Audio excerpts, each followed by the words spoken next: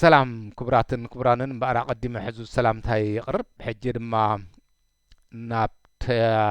نابزا مصحفنا يبي ولد اب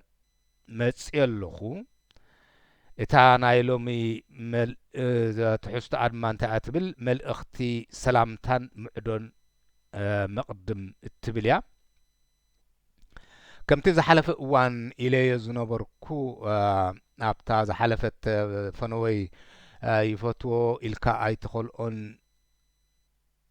أبا أي تهبن ناتو يفتو إلكا أي تهبن زي ناتو يسأل إلكا ما أي تخل أن ناتو زبل كل تساقمات سنة بإساياس مسكو جلو وخنا تساقو عندلسي حق النت إذا عزلو أيكون الموزن النت يبلون زنبع الرعايا زبل كوا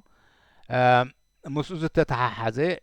أبتي إذا حسابات الزمسن انتاي بتناي بولد أب زقربوا بفلا حنتنت بي أبتناي منغوتن تم كلتا هايمانوتات ناي إرترا مسلمنان كريستنان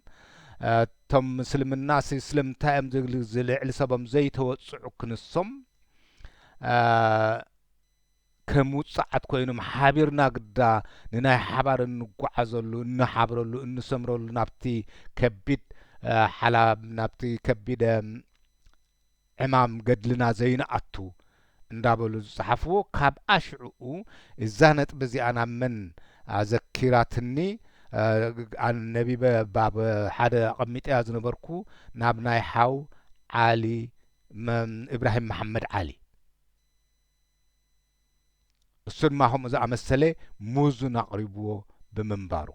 نابنوت حدا خابت زبلو تقار لحرنت إرترا نزم كلتا هايمانوت تزيئة كتوها هدوم بزي مخالا فشيلة كم إدما يا أبتناي مجرشتان دحر دا أرينايو عبد الله إدريس حلاف النت تسالساي قبائي بفلاي حلاف النت عب إيدو كاب إيدو كيد مخانا مسفلت أنت قار لحرنت إرترا من السعود العربية توها هدو كم تعنو خمس قبرها راح دقف نو تي انت ديتو نو الناس من مصرفن دي بلا تي بعل حزبا قنبار ويانا نو تحجزن طرحين تمدب جن بسعود عربيان بعبد الله ادريسن تمدبين بمقصال ما مجرشا شعور إنا ناي ناتو ناي اسلام طرح غيرو مسكدت سو مسعود عربيا مسطتا ناي سودان غيرو نتغار لحرنت ارترا تبنق إراخ توص خاب ميدا إرترا مس مدبه ناتو ناي اسلام طرح زحوه طرح اسلام زلوه يو حزو كيدو تفنچلو مالتي رينا ما تاوراجا ما ابتم دق خبساده اسوعوا كوينا امبراب اون يلان مالتي ايكونن زو كل صعيرو لكع خمنا إساياس كاباد تخدنو إثيوبيا سورما زبلج لچ كوفيه تغيرو ونديلو عبد الله خا حجي سابد ما عب وصني حد ما شندح قديفو سلازخم عوراجاو كله يخليو ناي شمت ما يتقندكو عوراجاو ناي كونن شمت يزلو قندي غنا عوراجاو ملكع خطت حزته لي خدمات ود سمهارت ود باركا خط بلو تخيل سلازي نايزم كلت سبات زياتهم ناي بولد اب ناي ابراهيم محمد علي ناي بحقي زق مالس أزي يزود نقم سلمتها يزود نقم دحر عيلد ما اتي مزن زخونه زنبالي زي مهلاو نبي ولد أب بزيادة زود نقلو انتايو كابتن مساتو ما بتقوان تزنبورو أزيم نقوح بمنبارو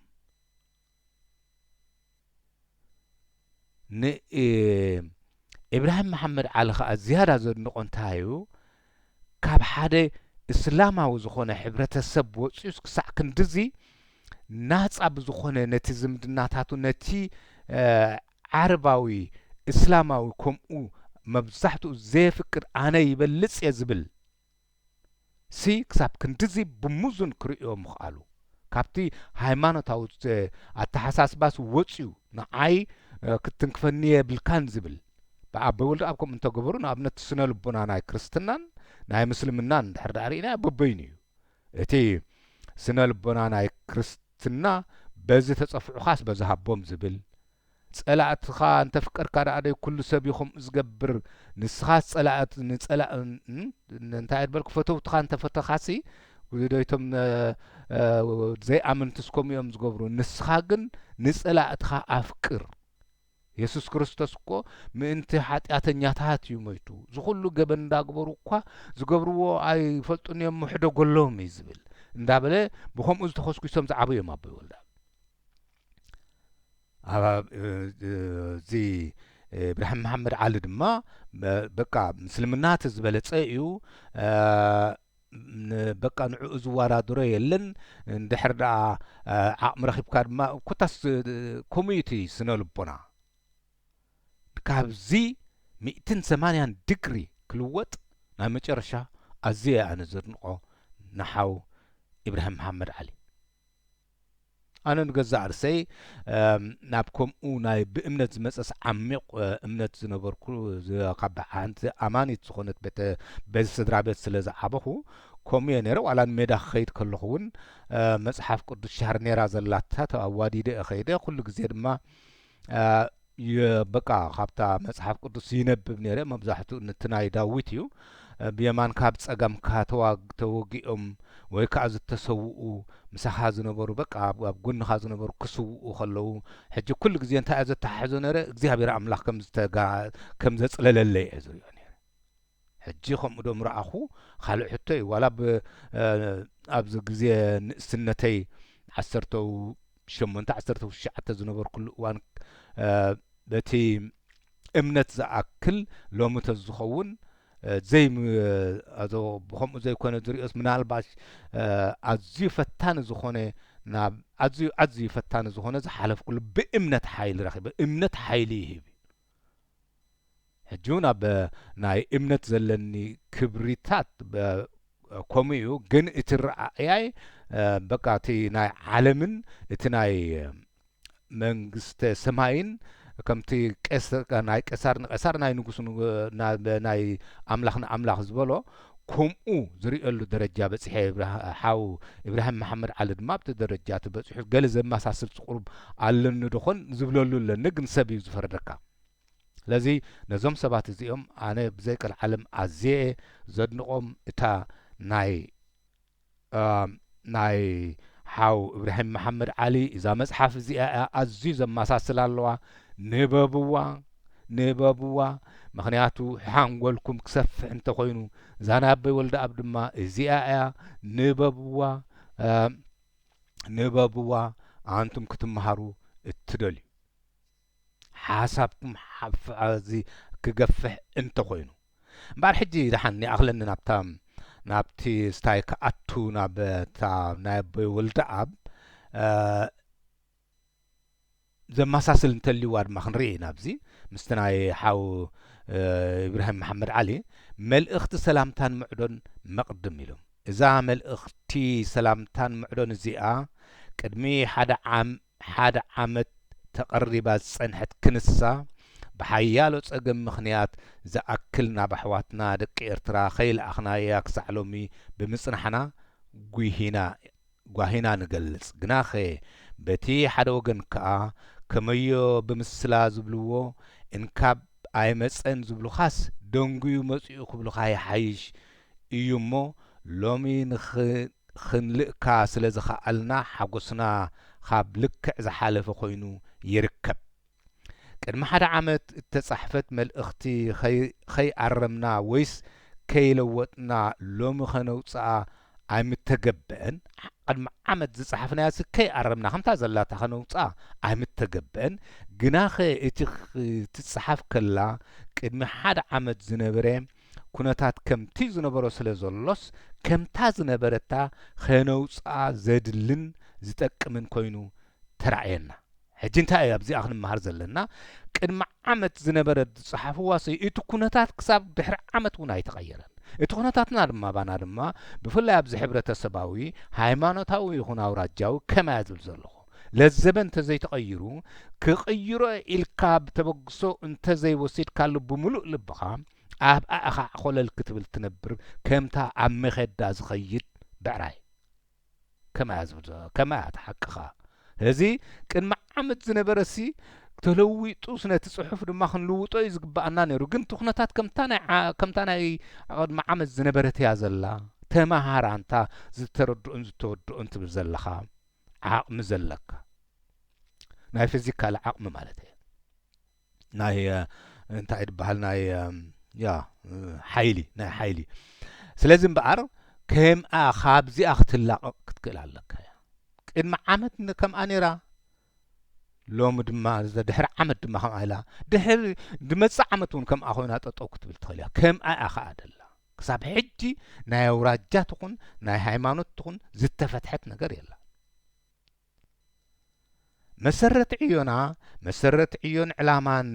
ናይ ገድሊ ሓርነት ኤርትራ እንታይ እዮም ዝብሉ ዘሎ ቦይ ወልደ ኣብ ነቶም ከም ፈላሚ ወይ ከዓ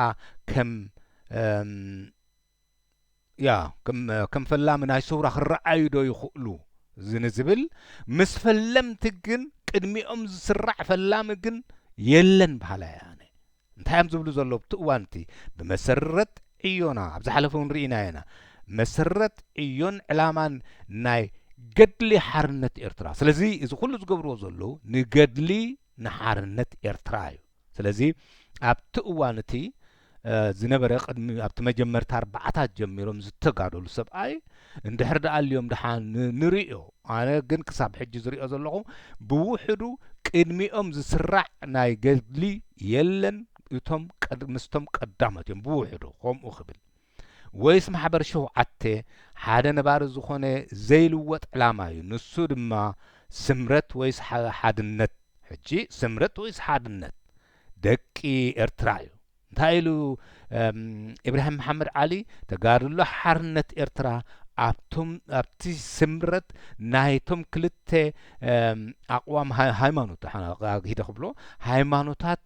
ፈሺላ እያ ስለዚ ኣብዚ ድማ ቅድሚ ዓመት ዝረኣይዎ ድኽመታት ነይሩ ድሕሪ ዓመት ድማ እንህለ ገድልና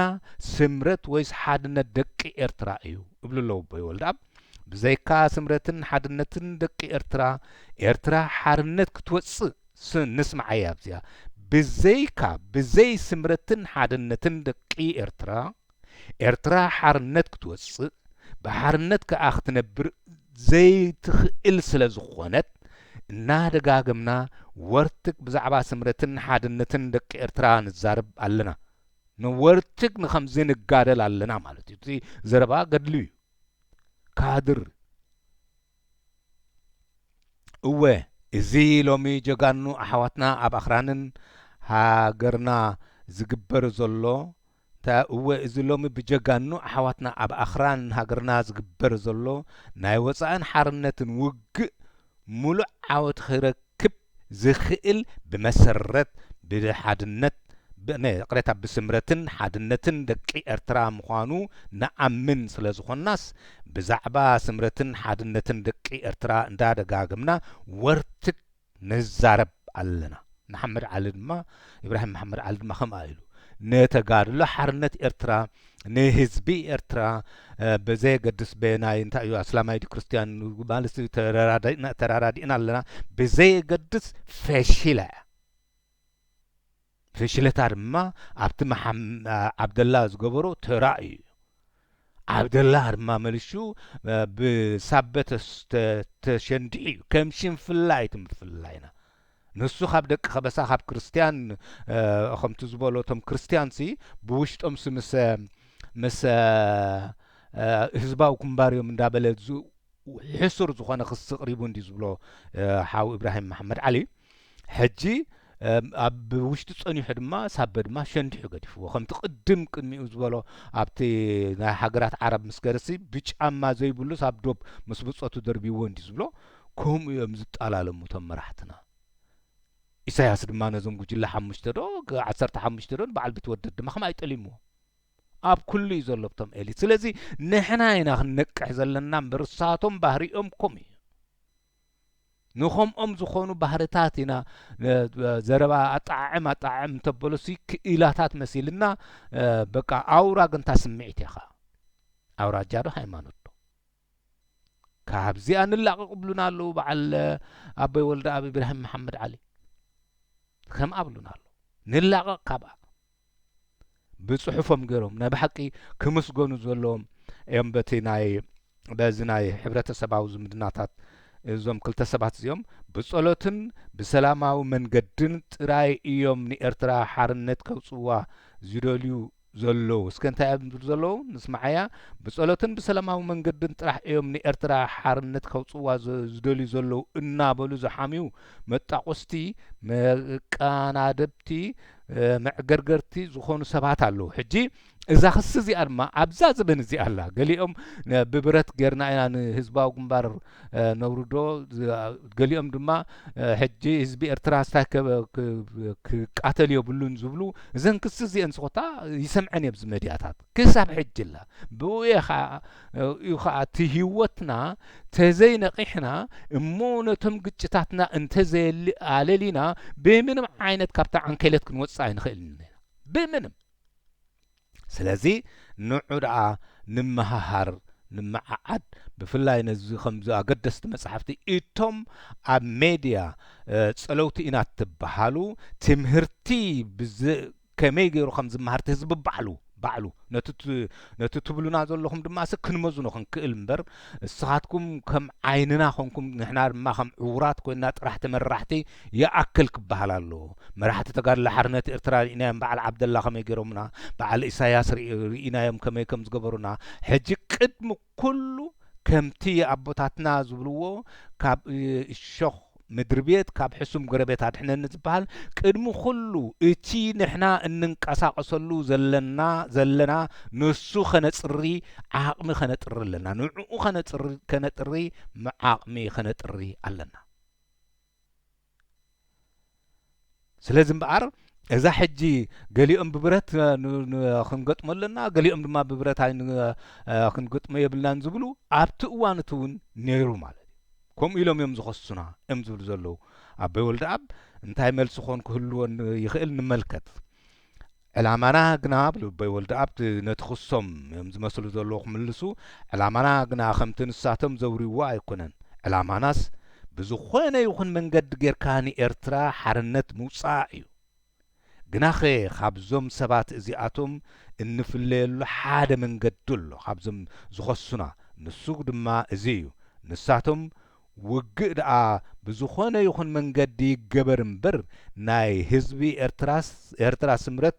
ፍቕሪ ሓድነት ስምምዕሲ ዘድሊ ኣይኮነን ልክዕ ከምታ ስታይደብሉና ኣብ ጉጅለ ሳሕል ዝብልዋ ዝነበሩ ትበሃል ጥራሕ ደኣ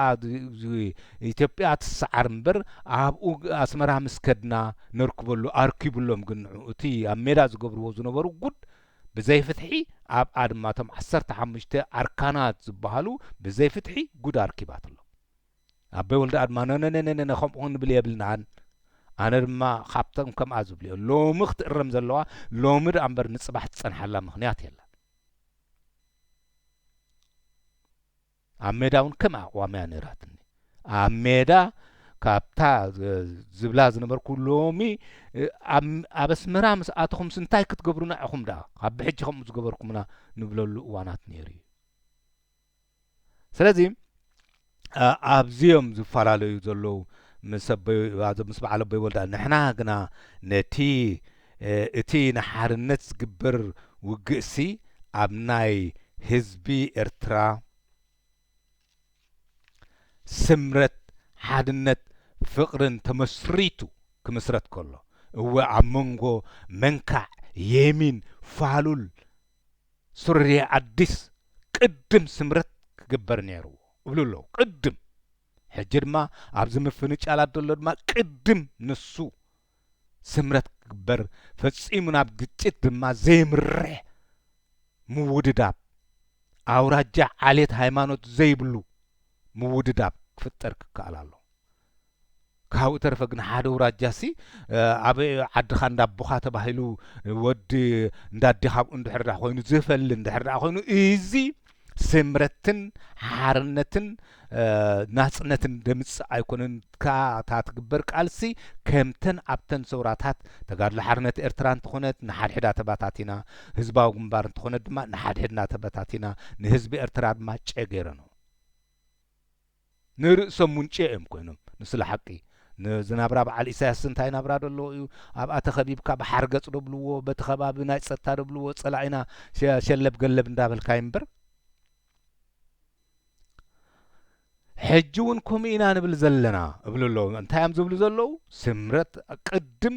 ኣብ ስምረት ህዝቢ ኤርትራን ኣብ ሓድነት ስምሪ ኤርትራን ኣብ ምፍቕሪ ኤርትራን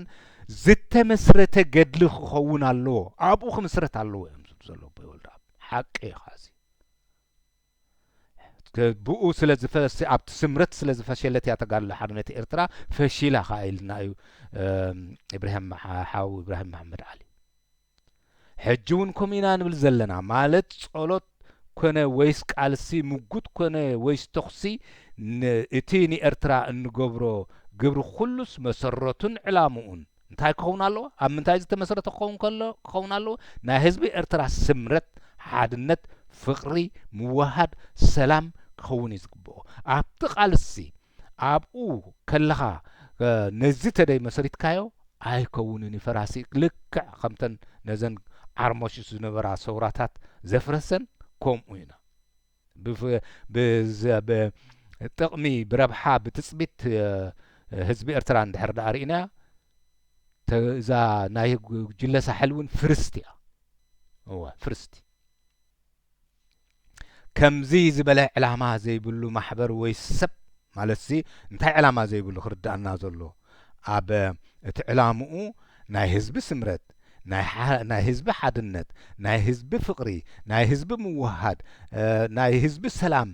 ኣብዚ ዘይተመርኮሰ እንድሕር ዳ ኮይኑ ዕላምኡ ሓደ ሰብ ይብሉ ኣለዉ ይብሉ ከምኡ ኣብሉ ኣለዉ በወልዳ እንታይ ከምዚ ዝበለ ዕላማ ዘይብሉ ማሕበር ይኹን ሰብ ናይ ኤርትራ ድሕነትኒ ሓርነትኒ ይግድሶ እዩ ክበሃል ኣይከኣልን ልክዕ በዓል ዓብደላ በዓል ሳቤ በዓል ኢሳይያስ ነዚ ምርኩስ ዝገበሩ ከም ዘይምንባሮም መጠን ከምታ ዝበልዋ ውፅኢቶም ተራእዩ ብዛዕባ ረብሓ ህዝቢ ኤርትራ ዝግድሶም ከም ዘይግድሶም ሲ ኣርእዮም እዮም እምበር ኣብ ወልዳ ኣብ ድማ ንዓዓ እዮም ዝብልዋ ዘለዉ ሕጂ ስለዚ ኣብ ፍቕሪ ህዝቢ ኤርትራ ኣብ ስምረት ህዝቢ ኤርትራ ኣብ ሓድነት ህዝቢ ኤርትራ ኣብ ምውሃድ ህዝቢ ኤርትራ ዘይተመስረተ ዝግበር ቃልሲ ወይ ከዓ ዝገብሮ ቃልሲ ሰብ ይኹን ማሕበር ንድሕነትን ሓርነትን ህዝቢ ኤርትራ ይግድሶ እዩ ክበሃል ኣይከኣልን ከምኣ ኮይኖም ከዓ ተረኺቦም ከምኣ ድማ ሕጂ ከይትኾኑ ኣንቱም እትንቀሳቐሱ ዘለኹም ስምዑ ነዚ መጻሕፍቲ ናይ በዓል ሓው ኢብራሂም መሐመድ ዓሊ ኣንብቡ ንመጻሕፍቲ ናይ በዓል ኣቦይ ወልደኣብ ኣንብቡ ንበዓል መጻሕፍቲ ናይ በዓል ሙሲንገር ኣንብቡ ንበዓል መጻሕፍቲ ናይ በዓል ገርሃርድ ወዘተረፈ ወዘተሃበ ንዕኦም ንበብዎም ሽዑ ኣተሓሳስባኹም ሓፍ ክብል እምበር በዚኦም ፈናጨልቲ ብሃይማኖት ዶ በውራጃ ዶ ምፍላይቲ ኣውራጃ ኣዝዩ ውዱቕ እንድዩ ናይ ክጽየ ኣካ እዩ ዝግብኦ ኖርማሊ ከም ግቡእ ናይ ብሓቂ ክጽየ ኣካ እዩ ዝግብኦ እዚ ኣውራጃዊ ምስሓብ ንሃይማኖትን ዓልየትን ኣውራጃን እንህለኻ ኣብዝወ ንሃይማኖትን ዓልየትን ኣውራጃን መሳርሒ እናገበረ ሽሙ ክውረየሉ ወገኑ ድማ ክበዝሓሉ ዘዕገርግርኒ ዝጽዕርኒ ሰብ ወይስ ማሕበር ዕላምኡ ናይ ኤርትራ ድሕነትኒ ሓርነትኒ ኣይኮነን እሞ ነዚ ናይ ምፍልላይኒ ሓጢኣትኒ ዕዮ ክቋርጽ ወይ ከዓ ዕላምኡን ግብሩን ክቕንዕ ንልምኖን ንምነየሉን ኣሎና ከመይ ብልኡም ዝኾነ ንዓይፋልካን ኢልና ንምዕዶ ኣለና ይብሉ እስከ ክደግማ ነዚኣ እሰነ እንተን ሕማማት ከዓ ልክዕ ንሰተነ ኣብ ዝኾነ መጽሓፍቲ እንድሕር ርኢና ረኺብናየን ዋላ ጓኖት ወጻእተኛታት ዝጽሓፍዎን እውን ልክዕ እዚአን በዓል ፖርቱጋላውያን ዝጽሓፍዎን ንሳቶም ከምኡ እዩ በዓል ቤክ ዝጽሓፍዎ ከምኡ እዩ ከምኡ እዩ እንታይ እየን ዝብላ ዘለዎ ኣብዚኣት ኣብቲ እዋን እኳ መሳፍንቲኦም ቀንዲ ነይሮም እንታይ እዮም ዝብሉ ዘለዉ ንዓኣ ነቢበ ክውድአ ሕጂ ንሃይማኖትን እንታይ እዮም ኢሎም ወይ ከዓ ካብ መጀመርታ እንድሕር ደኣ ትንገብሮ ቃልሲ ኣብ ናይ ኤርትራ ሓድነትን ሓርነትን ውህደትን ዘይተመርኮሰ ኮይኑ ብዛዕባ ህዝቢ ኤርትራ ሓልዮት ወይ ከዓ ንግደስ ኢና ከምኡ ዝገብር ሰብሲ ወይ ማሕበረሰብ ይግደስ ይኽትብሎ ኣይትኽእልን ኢኻ ልክዕ ከም ኣድማ ኮይኖም እዮም ዞም መራሕቲ ዝጠቐስክዎም ዓብደሎኦም ሳቦኦም ኢሳያሶም ወዘተረፈ ሕጂ ብምቕጻል እንታይ ይብሉ ተን ሕማማት ድማ እዞም ክልተ ድሓንእቶው ገዲፎምና ዝኸዱ መጻሕፍቲ ኣበይ ወልደኣብን ኢብራሂም መሓመድ ዓልን እንታይ ትብልና ሃይማኖትን ዓልየትን ኣውራጃን መሳርሒን ክልቲኦም ኢሎም ኣሉ ክልቲኦም ሓው ኢብራሂም መሓመድ ዓሊ ኢልዋ ኣሎ ኣበይ ወልደኣብ ኢሎም ኣሉ ካልኦት ድማ እቶም ካልኦት ወጻእተኛታት ድማ ቀንዲ ሕማም ሰን እዮም ዝብልዎን ንሃይማኖትን ዓልየትን ኣውራጃን መሳርሒ እናገበረ ሽሙ ክውረየሉ ወገኑ ድማ ክበዝሓሉ ኣውራጃይ ብዙሓዩ ሃይማኖተይ ብዙሕዩ እንዳበልካ ዝዕገርግርኒ ዝጽዕርኒ ሰብ ወይስ ማሕበር ዕላምኡ ናይ ኤርትራ ድሕነትኒ ሓርነትኒ ኣይኮነን እሞ ነዚ ናይ ምፍልላይን ጥፍኣትኒ ምፍልላይን ጥፍኣት ምፍልላይ ማለት ጥፍኣት ማለት እዩ ዕይኡ ኸቋርጽ ወይስ ዕላምኡን ግብሩን ኸቕንዕ ንልምኖን ንምነየሉን ኣሎና ኢሎም ወዲኦም ኣበይ ወልደኣብ ስለዚ ነዚ ከምዚ ድማ ኣብ ልብና ይሕድሮ ጥራሕና ክንብል ዘለና እንድሕር ደኣ ካብቲ ሽግር ክንወፅእ ኮይና ንዝመጽእ ወለዶ ሰላም ክንገድፈሉ እንድሕር ደኣ ኮይና እናበልኩ ሕጂ ብዚኣ ኣኽለኒ ሰላም